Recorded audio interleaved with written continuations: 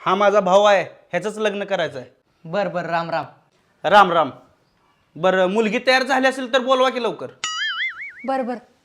अगं सुनीता, झालीच का नाही तयार? हे जा की घेऊन ये. बर बर, आलोच दीदीला घेऊन.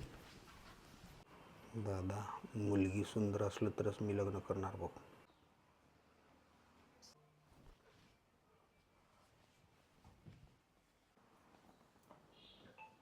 बाळा, थोडं चालून दाखव की. आता मग कमी हवेत उडून आली का?